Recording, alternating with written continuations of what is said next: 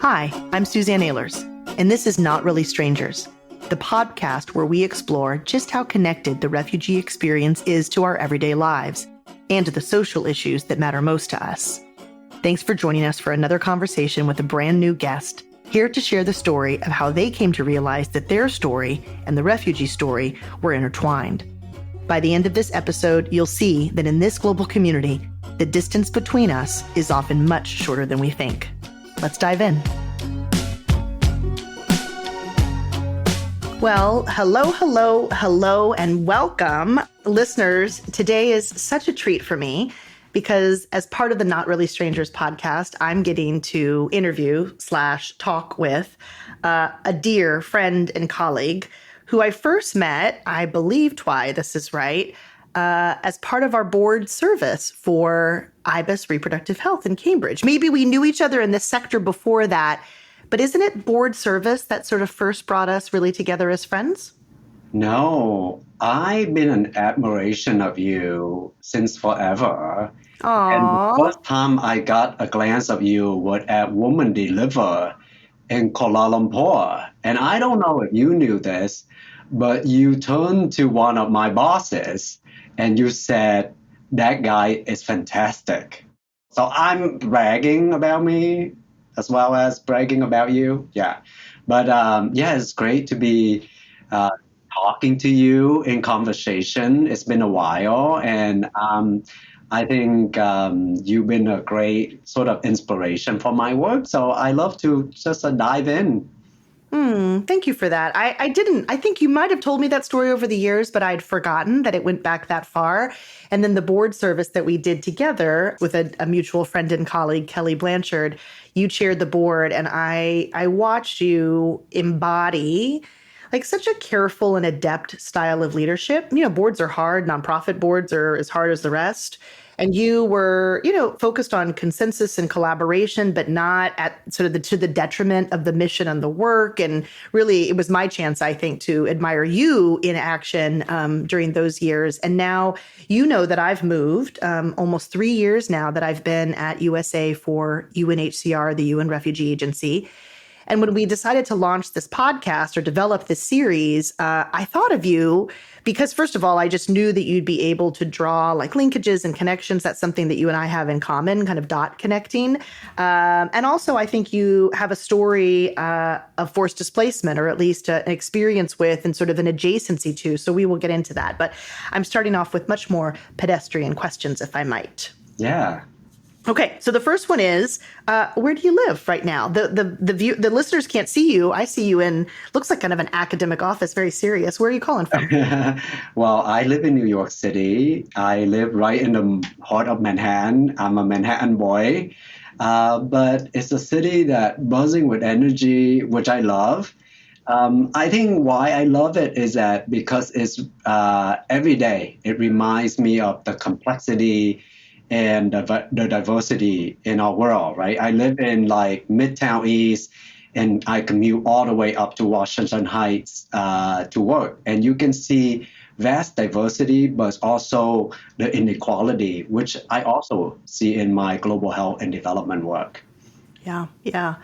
And so I know where you live, Manhattan. Is it also where you would call home? Or do you have, sort of what does home mean to you? And how does that feature into the places where you live and have lived? Okay, interesting question. Well, I would call New York City and Vietnam home. New York is where my daily life and work is, and where my communities are. But Vietnam is where my roots are, where my earliest memory, family, and a sense of self was formed. But also, I also feel like I was just in Vietnam this summer. So whenever I'm in Vietnam, I would just glide in. You feel very comfortable. So to me, home is less of a physical place and more of a web of relationship and feelings, where you are understood without having to explain yourself, and where you feel really present. And I feel like both Vietnam and New York is where I feel very awake and present all at once. And maybe not sometimes to my liking, but it is what it is. It is what it is. I interviewed another guest, also Vietnamese, and she said Vietnamese people love Vietnam. And she kind of chuckled, just sort of what the homecoming experience can be for others. Does that resonate with you? Do you feel, when I hear you talk about a relationship and a feeling of being very present and you kind of slide right in as you might have done this last summer, that it sounds like that is also true for you. It's a place you love to be. Yeah, it's where I feel very comfortable. I can speak my mother tongue. I smell the food, I get to eat amazing street food. And, I miss Vietnam every day and Vietnamese people, yeah. So a notion of home around less of a physical place and more of a sense of being present and almost being alive in a place without having to make any big explanations for it. I love that. That's very beautiful. I'm going to talk briefly. This is not about your job, but it is about the work that you do. So for the listeners to know that you are the chair of Columbia University's, is it Heilbrunn? Heilbrunn Department of Population and Family Health. And so when Thoại and I were first friends and colleagues, that was in the sort of sector known as sexual reproductive health and rights, family planning, access to contraception, and you have stayed in that space. And I would love listeners to better understand, what is it that you study? What is this role of chair? What's it about kind of intellectually and academically from, sort of a discipline perspective? Yeah, I spend a good amount of time working in global health and development. But I sort of had this urge that the academy was always calling my name back. And it's sort of, this opportunity sort of happened in 2024, late 2023. And I feel like I've been doing all this development and global health work, but there's a piece of me that is really missing, is the contribution to the next generation, right? I certainly, one of my area of work is on improving adolescent health and well-being. So I really feel like I'm trying to kind of how to harness the potential of the next generation. But then I said, how do I contribute that in a much more meaningful way? And I feel like the academy, particularly at PopFam, that's how we name our department, and at the School of Public Health at Columbia, really allow me to do that, because you have really two missions: to generate really important solution and evidence that can change society for the better. And the other is to train and educate the next generation. So they have the tools and the power to change society for the better. So our department is really, I would say I'm very fortunate to be chair of this department. It's a place that blends social justice, human rights, scientific solution, and practice-based learning all together. Right? It's not just any academic department. It's really focused on communities and equity, and working together with communities all around the world to advance population health and to respond to some of the urgent global challenges of our time, from gender disparities to migration and the health impacts of rapid urbanization and climate change.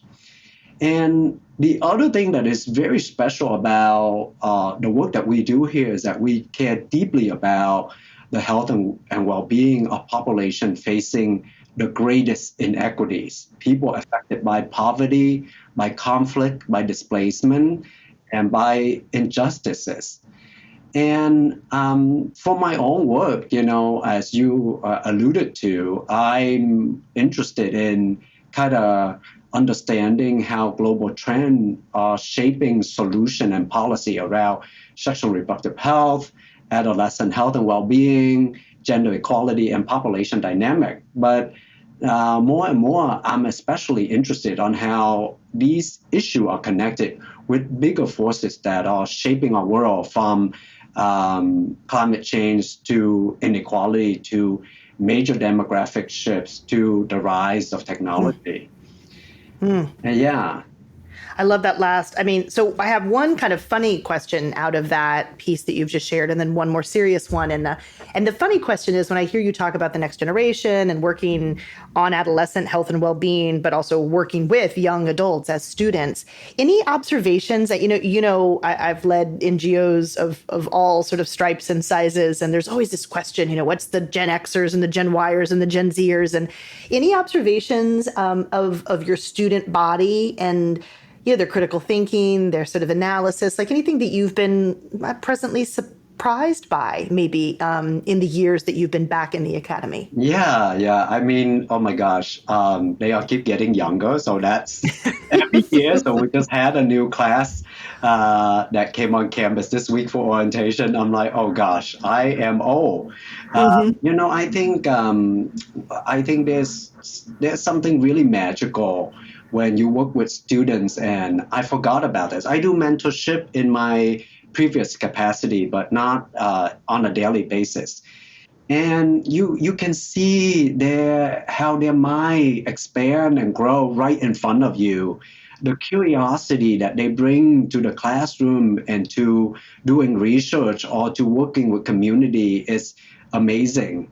And I think because of the rise in technology and access to information, they are able to decipher issues much more eloquently than previous generation, The main surprise that I would have is that I would wish that my student would read a little bit more, and I think it's sort of challenge us as faculty members on how do we engage with them. Because back in the days when I went to grad school and when I went for my PhD, we have a lot of reading assignments. So now we're thinking about assigning student a podcast, as well as a blog and a scientific paper. So a wide variety of resources that they can improve their learning capacity. So I think that's kind of the interesting and the challenging part of being directing an academic department and really thinking about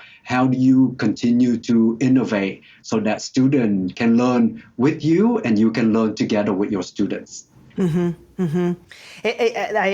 I was just reading this morning, it's literally in my WhatsApp exchange with my daughters, how much reading for pleasure has just disappeared. And I know you're talking also about academic reading, but even reading for pleasure, like 84% of Americans don't do it anymore, don't read for pleasure.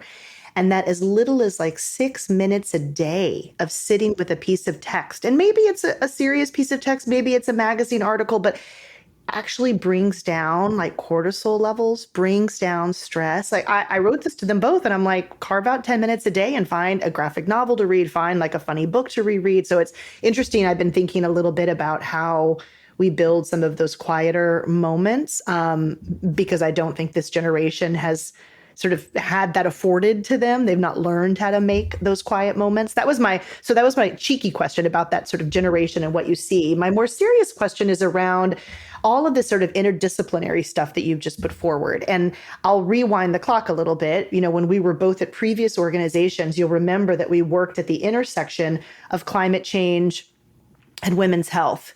And at the time, listeners won't believe this, but like at the time, people thought it was crazy. Like, how dare you stray outside of women's access to contraception? How dare you sully climate change efforts with, health concerns?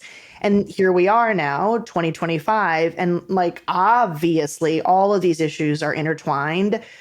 We still see some resistance from some of those sectors to work together, but then we also see really interesting new collaboration. So I'm really happy to hear that you're now in a space that's like rewarding you for connecting dots and thinking critically about the overlap. So I don't know, do a little storytelling there. Like what are some of those linkages between poverty and rapid urbanization, or what is most animating you right now in that interconnected, interdisciplinary space? And if you can, make one of them about displacement, since that's where we're really focused today.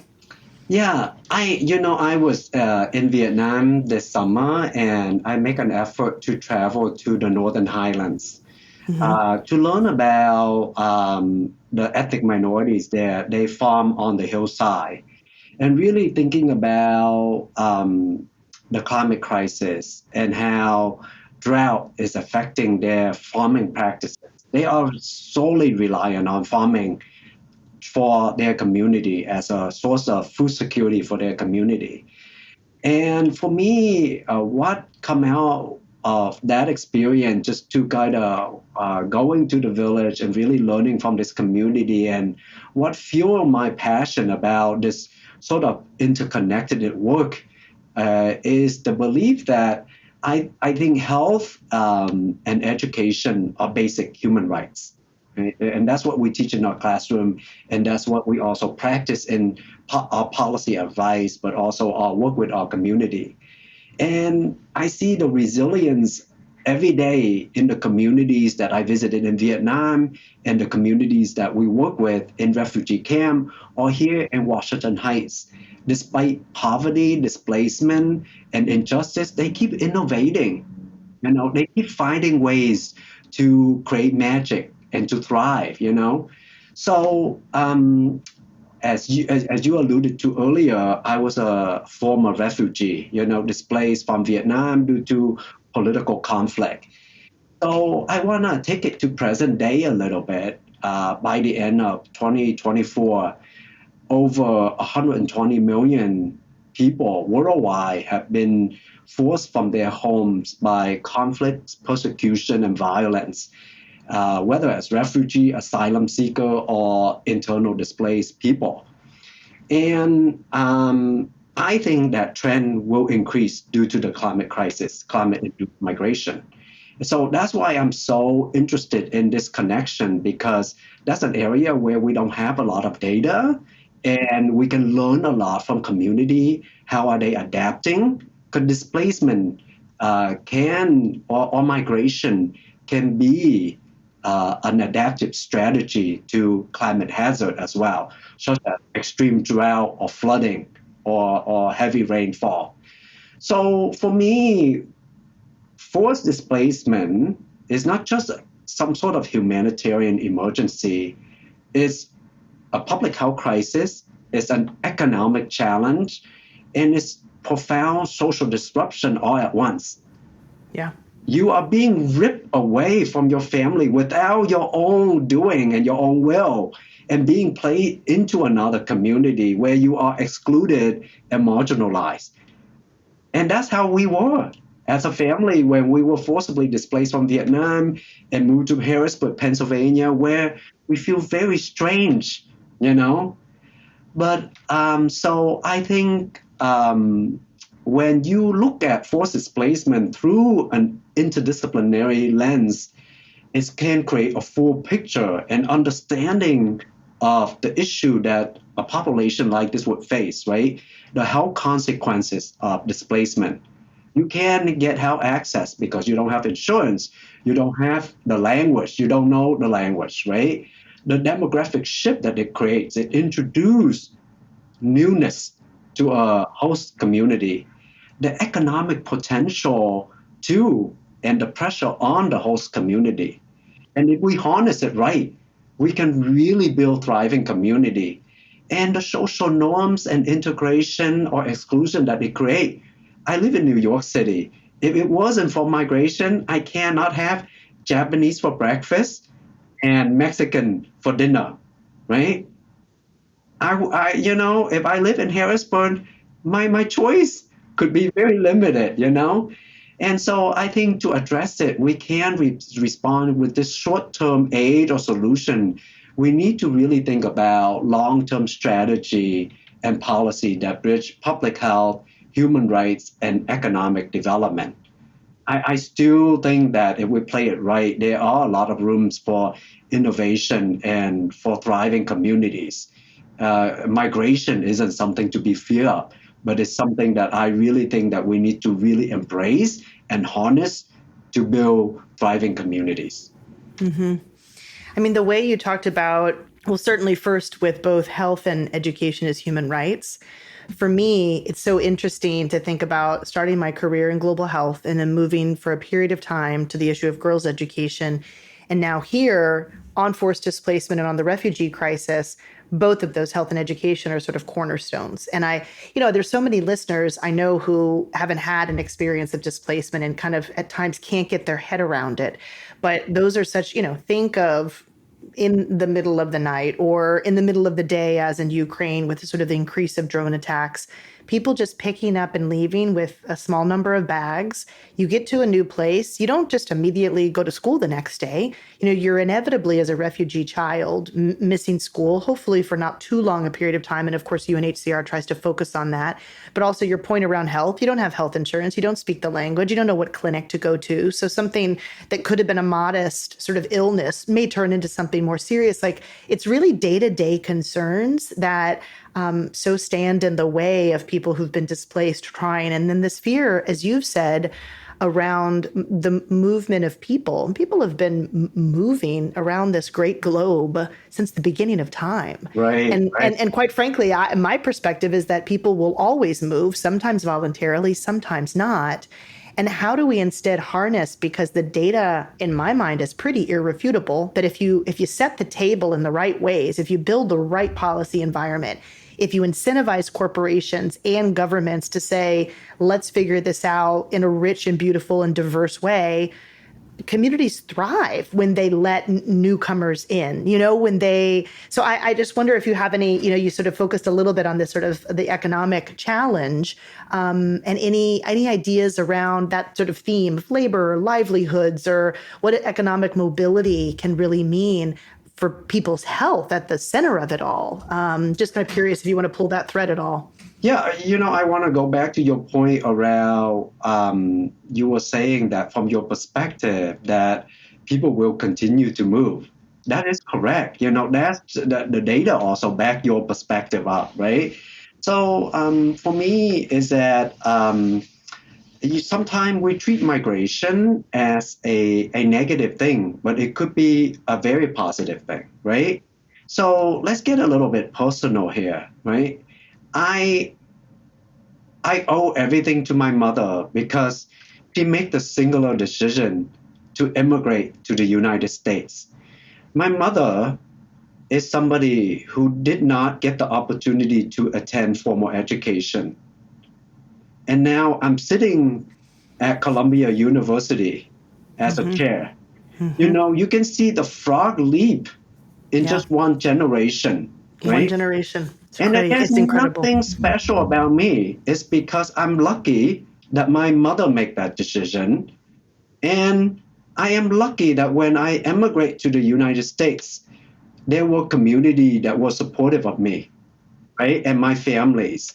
And there were opportunity that are available to me. Now, there were like hardship and struggle.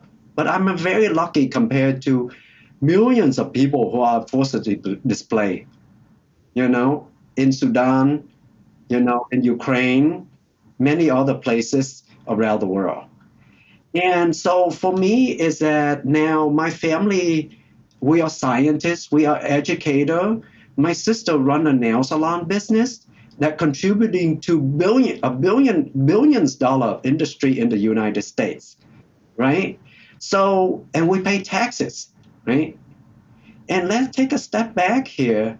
A lot of the countries that are what I call is experiencing the aging population. So you see this in East Asia, in Europe, and more in the United States, an area that I study.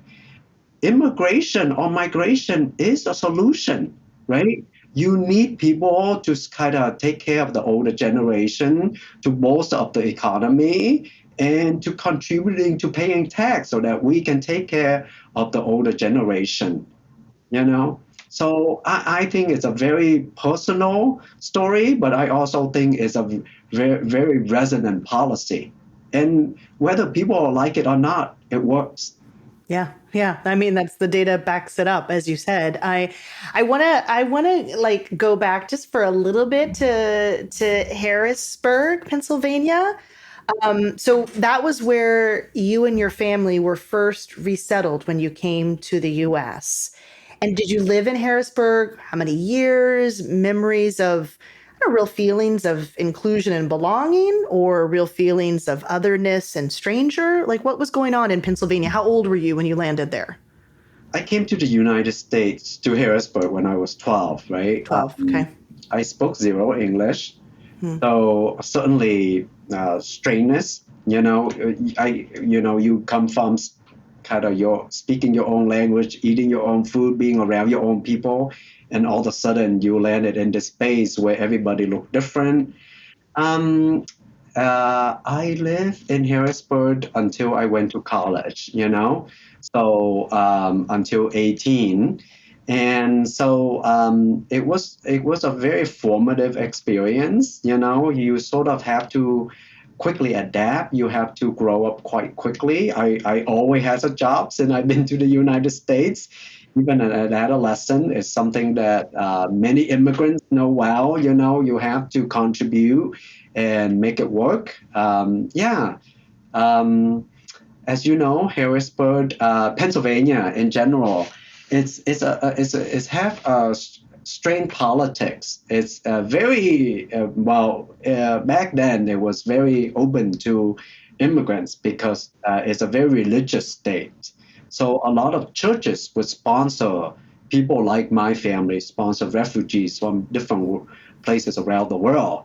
Okay. And I would just say that I just remember the church members were so welcoming, so kind, and they picked us up at the airport.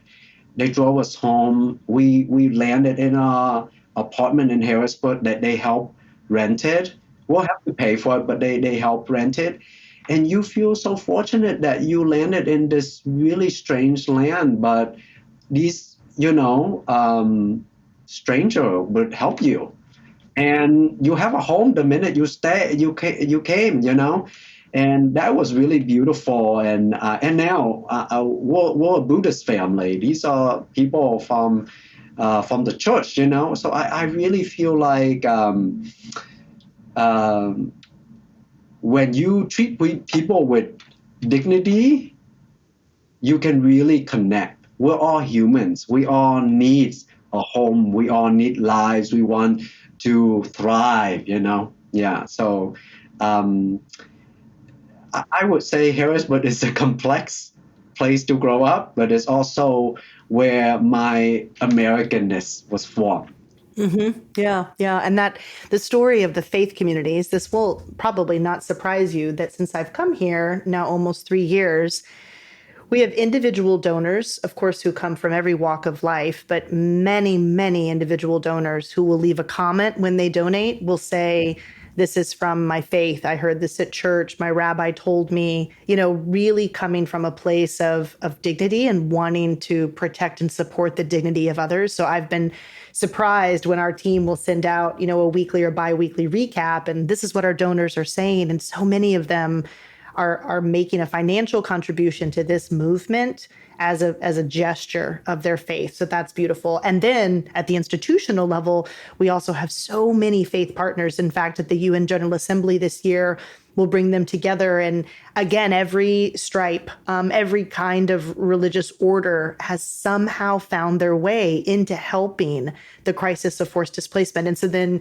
your microcosm of an example of that church in Harrisburg is such a beautiful story. You use the word stranger, so I'm just going to pull the thread because that's the name of the podcast. And, you were strangers to these families who were welcoming you in Pennsylvania. You were coming into a strange land and place. Talk a little bit else about this concept of stranger, what it means to you. Maybe it's changed over time. It sounds like in some ways it might have evolved for you. I'm just curious to pull that a little bit. Interesting question. So I think as a former refugee and as an immigrant, I often felt like a stranger. In this country still, I feel like a stranger. In academia, I feel like a stranger because I don't really subscribe to just science for the sake of doing science, but really to serve community, to take action, and to really kind of come up with solution with the community that we meant to serve. And in many ways, sometimes I feel like a stranger when I'm in Vietnam.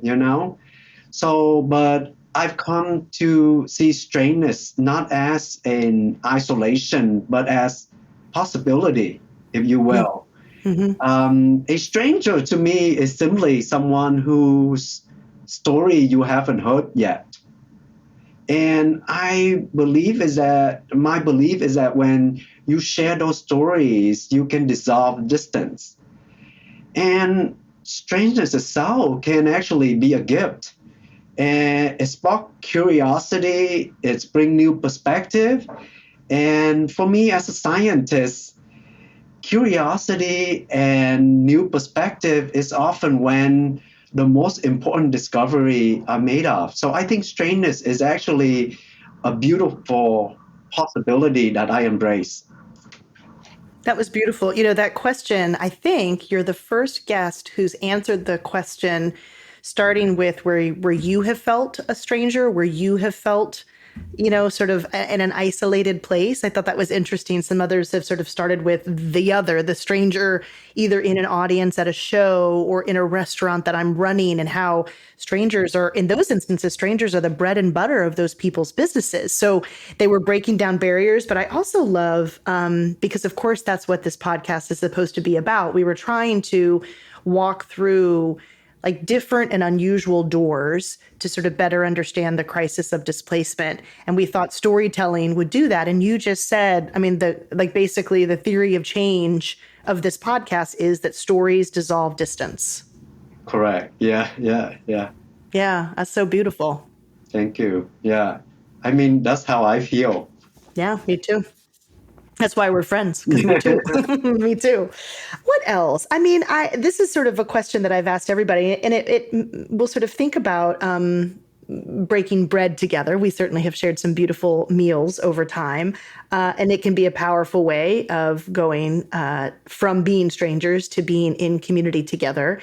And I wonder if you had an ideal dinner party set up, what would you serve? I'm less interested in the guests, although you can talk about that too. But what would you put on the table to create a feeling of real belonging for those of you that you invited? Yeah. Well, being Vietnamese and why I miss Vietnam every day is the street food, right? Mm. So food has always been how we thrive and build connection in Vietnam, right? You can sit next to a bus, like in a bustling city of Saigon, and next to a stranger, and you can strike a conversation because that's what the street food vibe creates, right? Yeah. And I mean, I'm a terrible cook, but I can design a mean dinner menu. So I would serve bowls of Vietnamese noodle soup that have simmered for hours, right? Because to me, it's carry depth and love. And that's why I love my mother's soup, right? Because I feel so much love in it. Um, I would serve a fresh mango salad because who doesn't love mango? It's one of my favorite fruits. So, of course, I'm going to serve it. Some people are allergic, so that's too bad. They can skip And that course. they can skip it. And I would also serve bánh xèo, which is those crispy, savory Vietnamese crepe with fragrant herbs. And maybe from my terrace, I've been growing herbs on my terrace. They are going wild, and I'm not doing anything with them. And I think, when you have interesting flavors, it slow down, it make people slow down, make people savor the moment. And of course, plenty of strong Vietnamese coffee for the long night conversation. You and I have had many long night conversation, We have. and we can skip a rich dark chocolate cake. Oh, I love Life is this. too bitter. You have to seal the deal with something really rich and sweet. I Yeah, love this. And I love the reflection on soup, on pho and the broth, yeah, because, there are so many pho places around the Washington area. And my husband would consider himself a bit of a connoisseur. And for him, it's all in the broth. It's all in the depth of the simmer and what, the flavors that are sort of carried through there. So I'm just sort of really reflecting on, the notion of your mom's soup and the love that goes into the time that goes into preparing food for people, and there's a timelessness also about those dishes. They evolve over time. We have more grocery stores now than we know what to do with. And yet at the heart of it, it's still a simple meal that you've put forward there. Beautiful, beautiful. Yeah.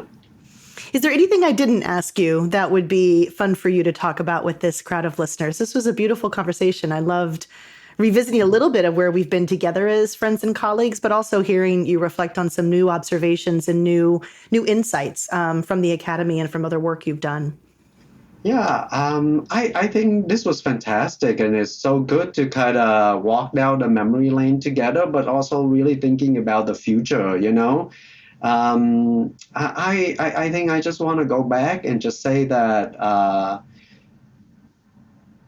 marginalized people have vast imagination of their lives, and to your listener and to your donors and to people who are working in development and global health, this is the time for us to recommit to their energy, to their innovation, and we really need to be bold and be aggressive and to meet that energy.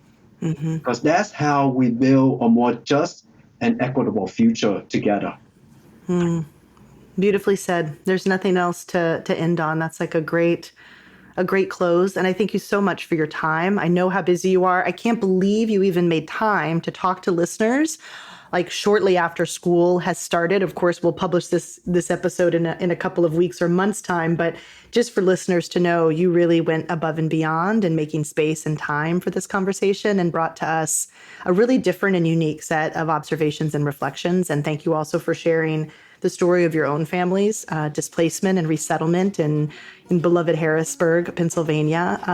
Thank you for your time, Thoại. Yeah, thank you, Suzanne. This has been amazing. Thanks so much for listening. Your time is valuable, and it means a lot that you've chosen to spend it here. You can find today's show notes, including how to connect with today's guest, at unrefugees.org/notreallystrangers. That's unrefugees.org/notreallystrangers. While you're there, I hope you'll consider making a donation to the organization I lead, USA for UNHCR, to help us provide more support for refugees here in the US and around the world. If this episode was impactful, please take a moment to review the show and share the episode with a friend or family member. This small action will help us have a much bigger impact. Thanks so much. Don't be a stranger.